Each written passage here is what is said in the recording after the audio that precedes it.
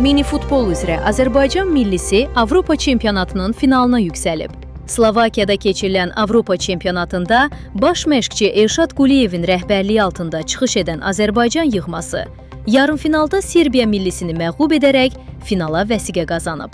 Həlledici görüşdə komandamız Ukrayna millisi ilə üz-üzə gələcək.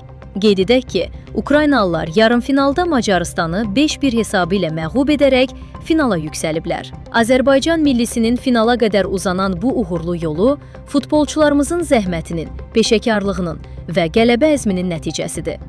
Bugün milyonlarla Azərbaycanlı yığmamızın yanında olacaq və komandamızın növbəti tarixi uğura imza atacağına inanacaq. Bu uğur Azərbaycan mini futbolunun növbəti böyük nailiyyətidir. İnanırıq ki, millimiz finalda da əzmkar oyun nümayiş etdirərək ölkəmizi layiqincə təmsil edəcək. Komandamıza final oyununda uğurlar, qələbə və Avropa çempionluğu arzulayırıq.